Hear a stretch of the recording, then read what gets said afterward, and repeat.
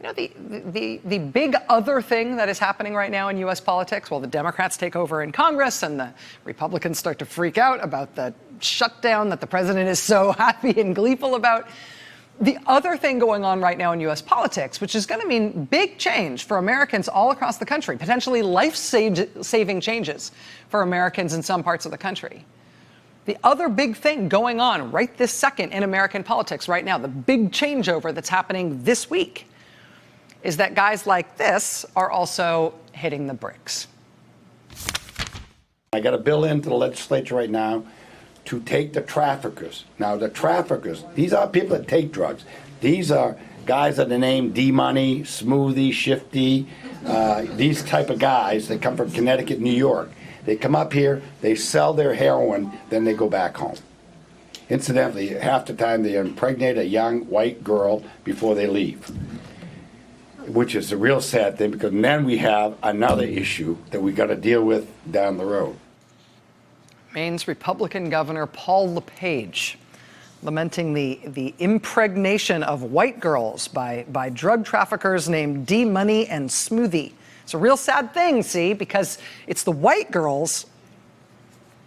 After making those public remarks, the governor decided to clarify what he had meant by that. He was sorry. Well, to be clear, he was not sorry, but he did have more to say on the subject. I was going impromptu and my brain didn't catch up to my mouth. Instead of saying Maine women, I said white women.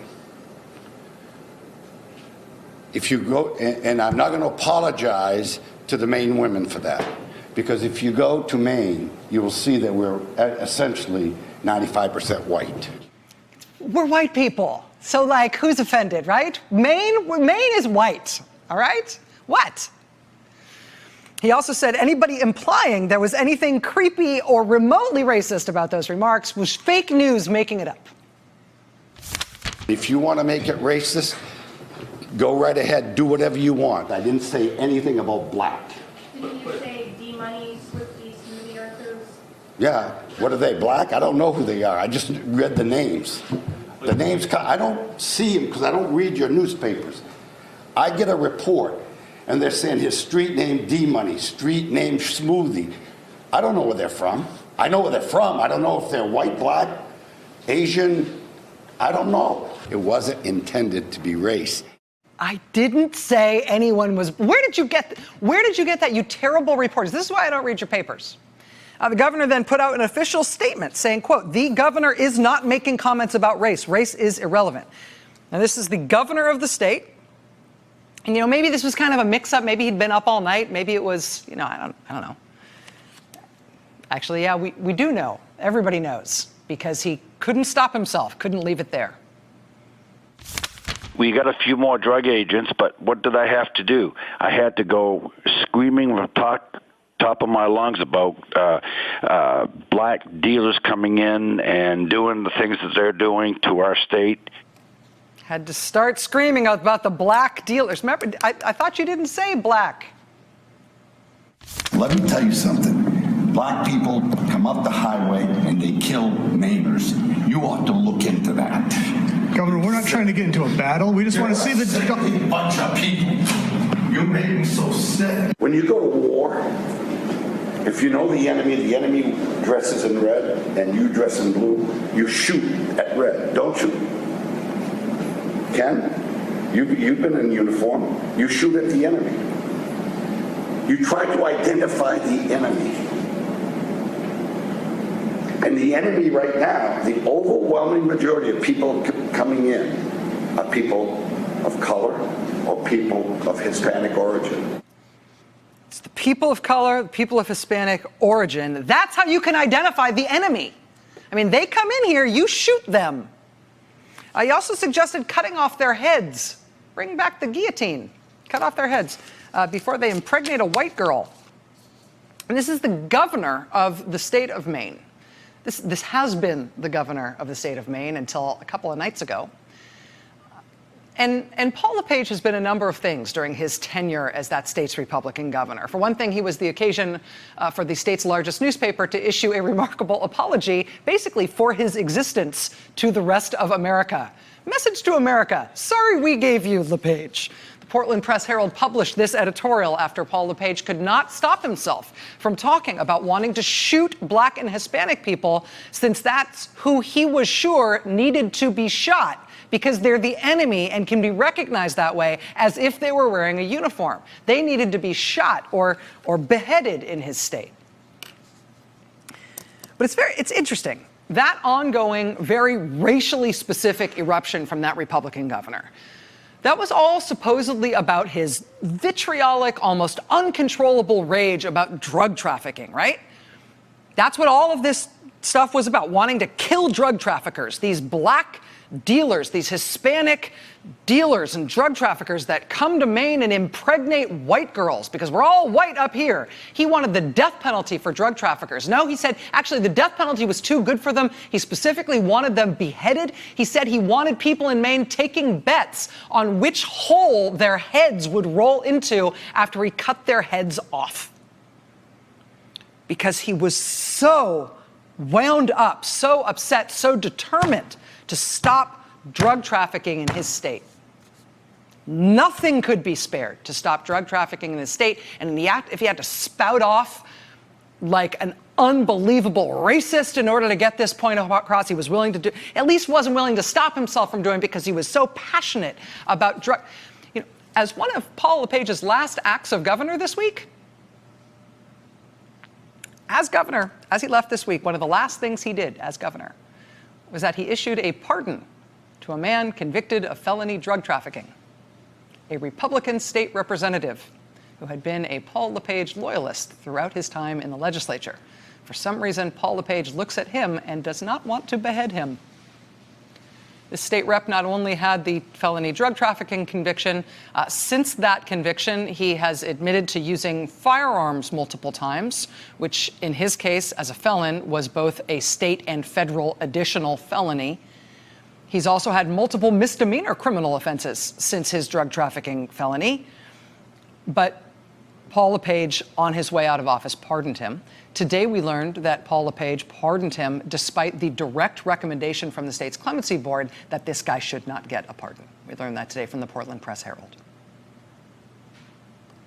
For context's sake, in one of the most high-profile pardon issues ever in the state of Maine, this mom in Waterville, Maine, lost her husband, and her kids lost their father after a man who had lived in Maine for 25 years, who had been married here, had a beautiful family here, had kids here, had run a very successful business here. He got deported away from his family by the Trump administration because of an old felony drug conviction for which he served time more than a decade ago, and he has never been in trouble since. Here's his family and his neighbors and his business partners begging for help in his case. Paul LePage refused to pardon him or to commute his sentence, and so his wife and kids are in Maine now without him because he's been shipped off to Haiti. This guy, though, with the active investigation for also being a gun felon and his other misdemeanors, and the overt recommendation from the clemency board that he should not be pardoned, it's weird. He got cleared. It's Paul LePage's last act on his way out the door. But Paul LePage is gone now. He has been replaced by a new Democratic woman governor, Janet Mills. She is the first woman governor Maine has ever had.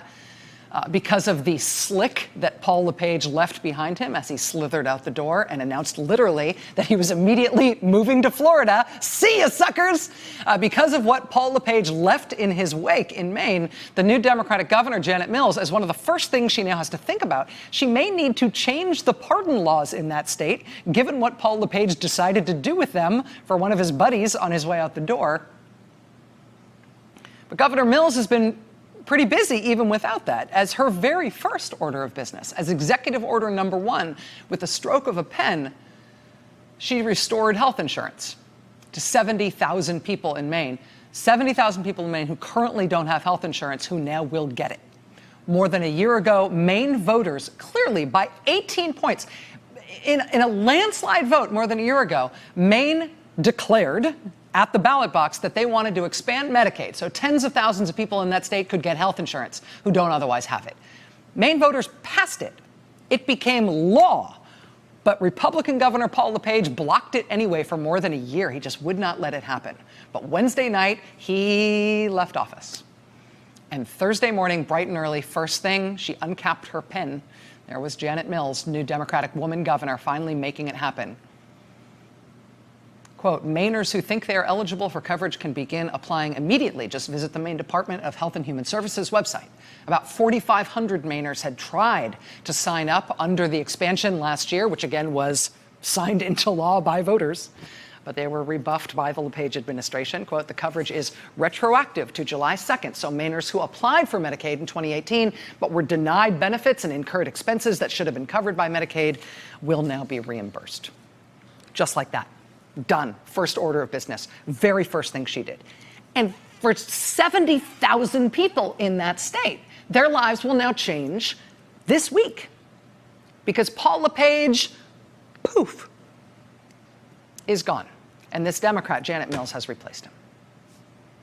In Michigan, Republican Governor Rick Snyder is also being replaced by a Democratic woman governor, Governor Gretchen Whitmer.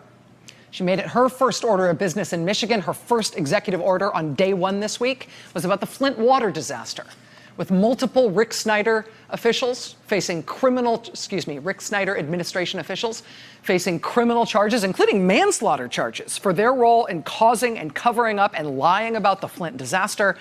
The first thing the new Democratic governor of Michigan did this week was sign an executive order requiring state officials to immediately report health and safety threats, the way that Snyder officials did not when the city of Flint was being poisoned and people were dying as a result of it. There is a national impact. There is a big American impact to these things, right? Paul LePage is gone in a puff of smoke now. Rick Snyder is gone. Democratic women governors replacing both of them and immediately moving to try to fix the worst damage that those governors inflicted on their states. In Washington, D.C., Democrats, led by a Democratic woman speaker, they only get to take over part of the government, and we are therefore still stuck, for example, in this shutdown, as long as the Republican Senate decides they want to hold out and not vote on the exact same bills they voted for before. That would open things up. But today, after passing those bills that would reopen the government if Republicans in the Senate agree, Democrats moved on to start declaring their own priorities now that they control the House of Representatives.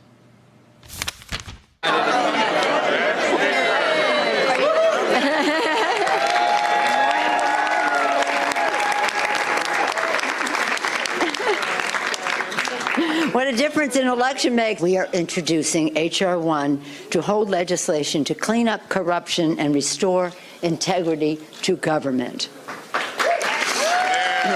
Over the last 2 years, President Trump set the tone from the top in his administration that behaving ethically and complying with the law is optional. Ladies and gentlemen, I've stopped by here to simply say we're better than that. We're better than that. It cannot be optional.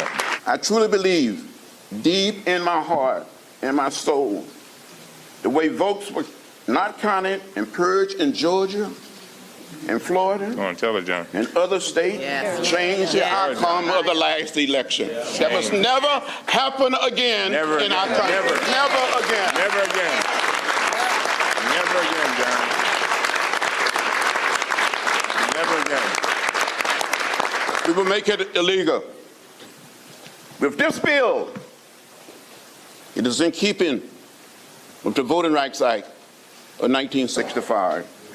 But some of us gave a little blood on the bridge. Oh, yeah. We don't want to give any more blood. No, sir. But we have our votes. Yes. And we must use our votes Everyone. as a powerful instrument to change things.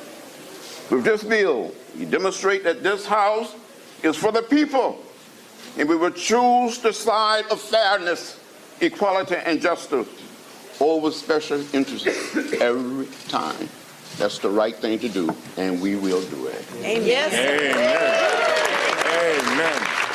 Democrats gathering today to announce what amounts to their first substantive bill. They're voting as of last night to keep the government open. That's now in the Senate's court. They get to decide what to do about it. But when it comes to what Democrats want to do, substantively, overtly, in terms of what their agenda is, they're proposing H.R. 1. It's a huge reform measure. I mean, imagine if it became law, right? I mean, this isn't all of it, but it's like nationwide automatic voter registration. An end to partisan gerrymandering. Independent commissions have to make nonpartisan congressional districts. 2 weeks of early voting in every state in the union. Ex-felons get their voting rights reinstated. Funding for states to use paper ballots for election integrity. Georgia's a state where they don't have that. Election day is a federal holiday. Prohibitions on states using aggressive voter purges to throw people off the rolls. Candidates for president and vice president and sitting presidents and vice presidents have to disclose 10 years of their tax returns. Dark money groups have to disclose their donors. No more gigantic anonymous campaign contributions. How about a small donor matching system so congressional candidates could get public financing instead of having to rely on PACs and giant donors? That would change everything about who could afford to run for Congress. Restoring the Voting Rights Act that was gutted by the Supreme Court. I mean, imagine if that kind of a reform bill passed. Ari Berman, who is the best reporter in the country on national voting rights issues, he called this today, quote, the most far-reaching democracy reform plan introduced in Congress since the Watergate era. Democrats have been getting ready to take control and thinking about what is most important to them in governance. And you know, they will be able to pass this in the House. In all likelihood, they will be able to pass it as a big omnibus reform package, including all those things I just described and more.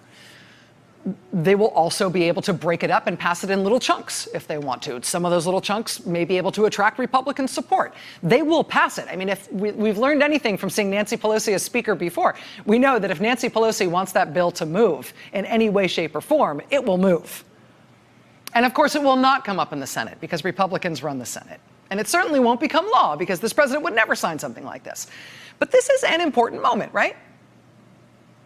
When Trump and the Republicans won full control of government in 2016, almost the first thing that they sent to Trump's desk, do you remember the first standalone substantive bill they sent to Trump once they got control?